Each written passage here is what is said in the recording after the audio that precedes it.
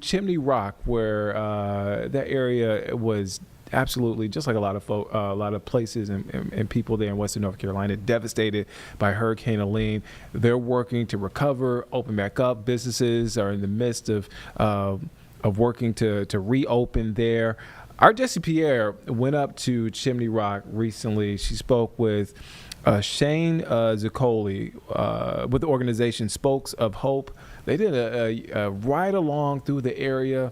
We want to take you there now to their full interview. Just listen in. Good. Okay, so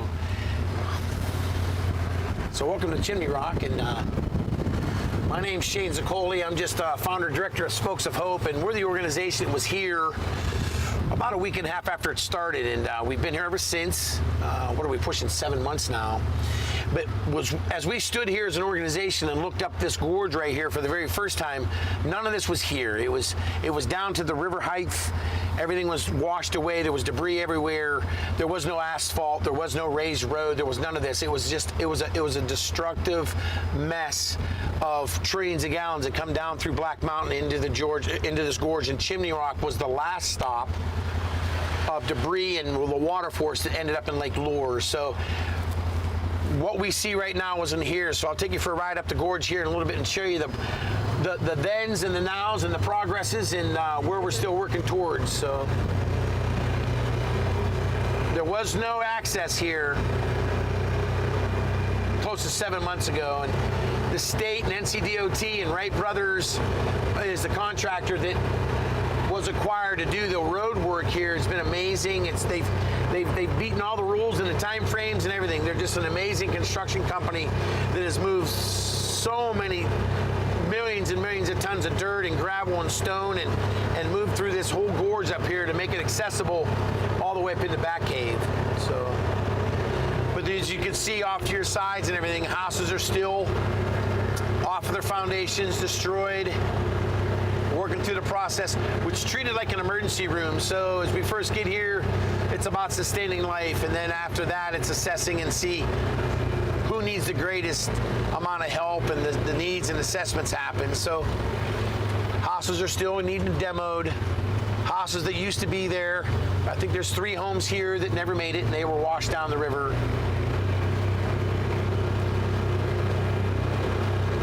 But it's just been an amazing time where over 2,000 volunteers have come through our organization, working in coalition with 180 Disaster Relief. It's just been incredible. My counterparts from Tulsa, Oklahoma, Terry Henshaw,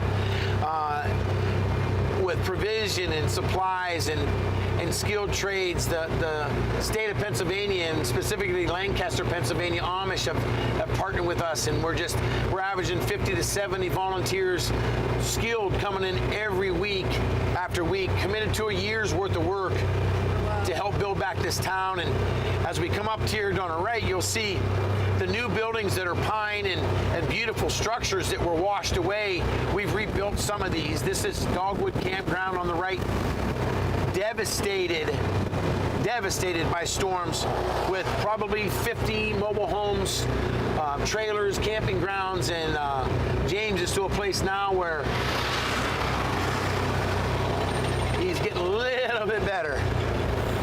But the building to your right there, you see, that's all been built by Amish and us, and that'll be a new little intake office for campgrounds. And his property, he lost 2/3 of his property, so almost to the river in the center is what he lost to. You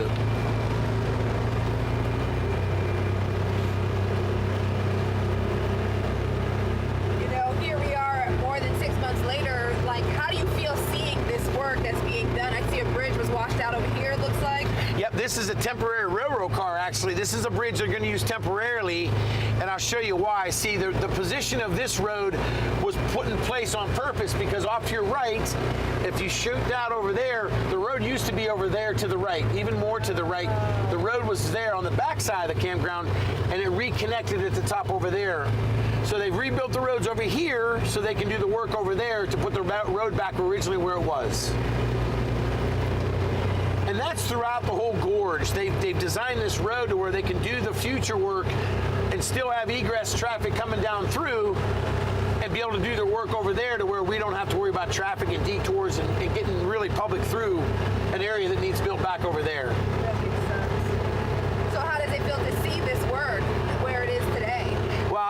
emotionally, you had to have been here from the very beginning, but it'll make you cry when you see the progress and the hands and feet that have come here with the government side, with the volunteer side, the free, the profit, the nonprofits, everyone that's touched this valley to bring it to this place. It'll bring you to your knees in tears, because it's impossible to do it by yourself. And the reward is, when we work together, we can do amazing things. And that's what I feel inside. I feel the reward of really being that leadership, maybe the spearhead in a lot of cases, to bring us to a point where, I mean, we're putting homes together, back brand new roofs and tree damage and things that was just, we're way ahead. When you have 70 people a week, even on a normal paid profit construction company, to keep 70 people a week is pretty challenging, you know. But it's an amazing thing to see when you can rebuild a whole valley in a short period of time. Now, there's a long way to go. Don't you get me mistaken. There's so much to do, but the momentum's still there. This is the Esmeralda. We sleep volunteers in the basement. We help them get this back into order. The state of North Carolina has leased this place for the workers to be closer to the job site. They're putting their money more into staying close to these roads right here, so the workers come right out here and they're already on the job. So this is all an area where the rebuild of this road will be for the next year or so, but it'll be the final build. It won't be the temporary side, you know. Up into the mountains, trees everywhere. A lot of the chainsaw work's already been done. We're getting ready to build a house up on the hill here. A mother and a daughter and a husband and 2 kids were in their house. You can see the chimney on top of the hill up there. We're about to build a new house around that chimney. The chimney is historic, and the home we're going to rebuild for this family that lost their home, we're going to put them right back on their new place up there. Their house used to be there, and it washed away. And they were going to take their grandma's home and build around that chimney and give them a brand new home up there.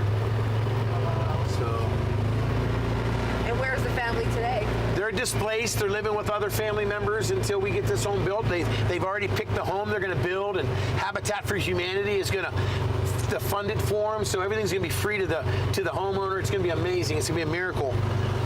You know, this used to be a bridge. This is an example of what bridges look like after the storm. The beams used to be there. They've taken them away. Army Corps is working now diligently up the riverbed to just bring back the beauty of the river and the debris, take it away. But this was a bridge to that side, and maybe they'll build it back again. Maybe they won't. It's hard to say, you know. The landscape has changed. Absolutely. But the resiliency of the people has increased. You know, it's amazing when you lose something, but you gain something.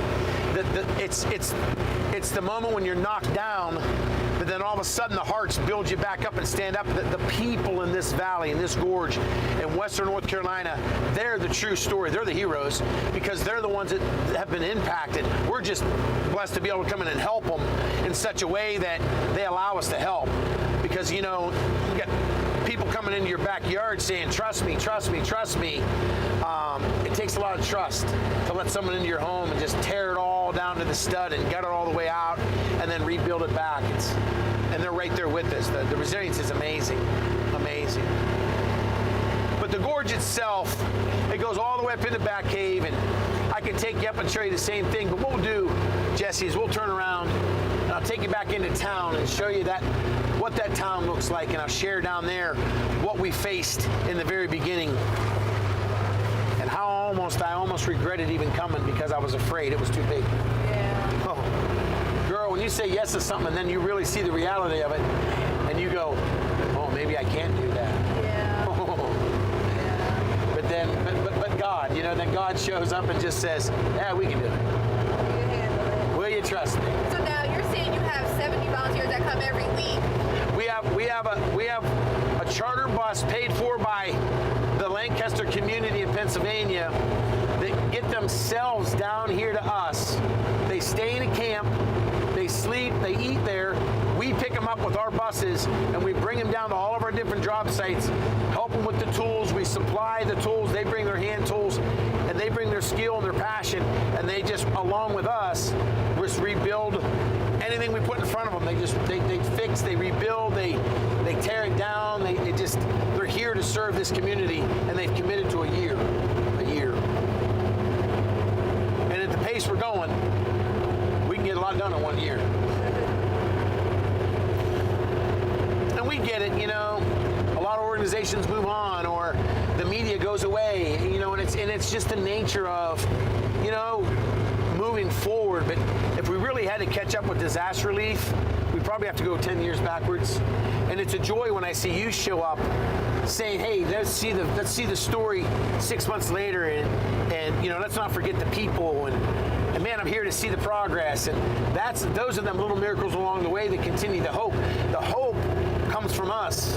You know, a lot of people think the disaster is in the building, and it is. And we got destruction all around us, but the true disaster is in the heart of the people, where they're broken because they've lost everything, and they don't have insurance for floods, and they're just relying on whatever resources they can come across. So having you show up today is just a blessing to the people. You don't realize, you know, that you have the power to bring more hope through your lens and through your voice. You bring hope to this valley. Thank you. I appreciate that. It's true.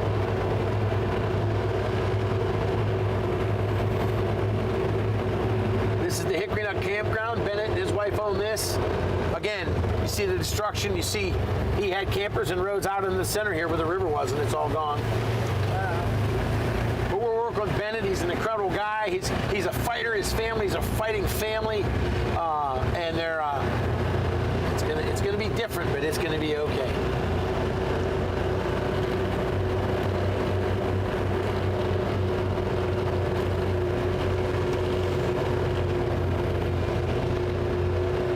It's a windy day in the gorge, though.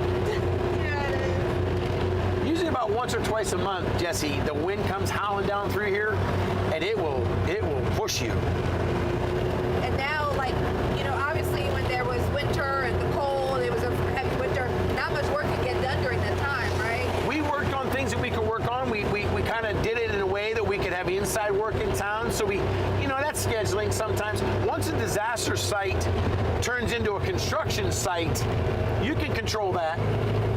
We had heaters inside blowing heat, so we were okay. But again, the resiliency doesn't allow you to quit, so you work in the cold just like you work in the hot. Right, right.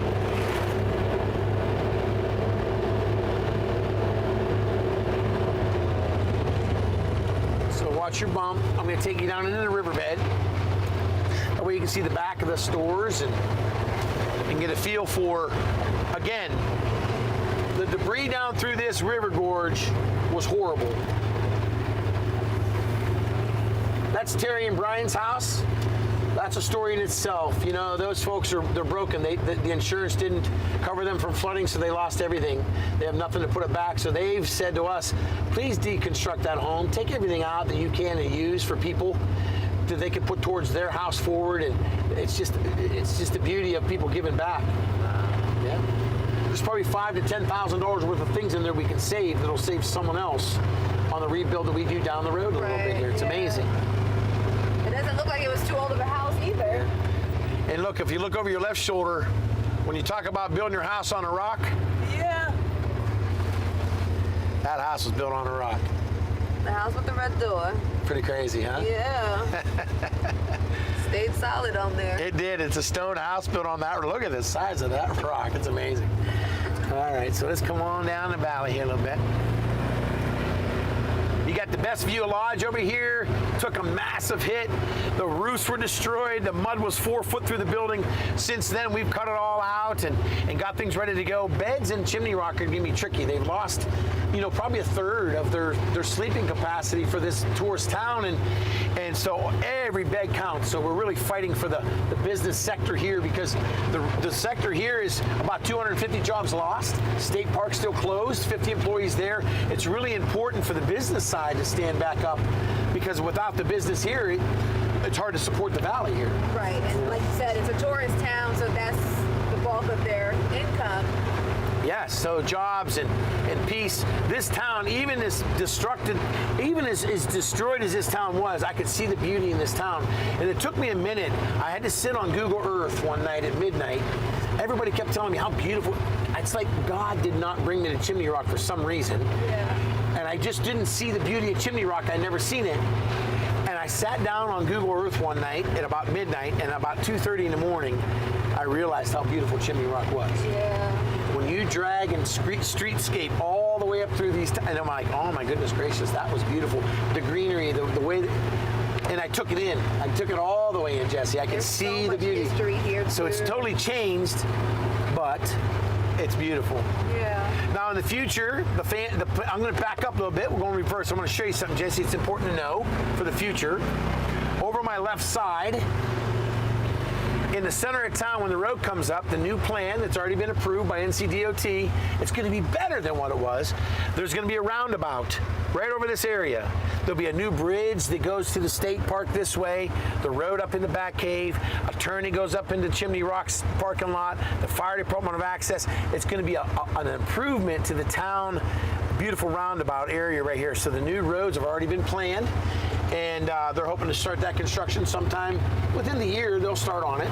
Again, Wright Brothers are amazing. If I was a state and I could hire a contractor, Wright Brothers would be the company. Yeah.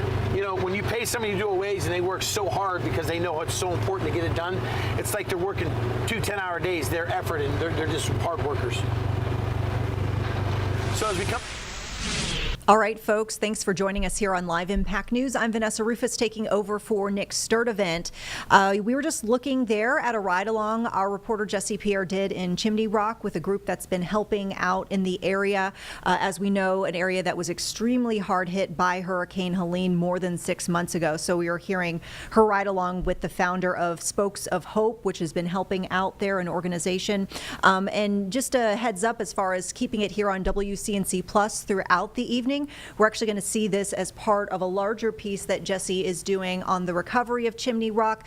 She also spoke with the mayor, who had some pretty heartbreaking statistics that we heard him talking about, essentially 100% unemployment that's been underway in Chimney Rock since the hurricane devastated them. It's just really been a tough go, but they, as you've seen here with that snippet that we ran just now with the ride-along, have been receiving a lot of support from the community, and of course they remain optimistic that there will be a comeback for Chimney Rock. So once again, keep it here on WCNC Plus. We're going to see Jesse's full piece in just a bit.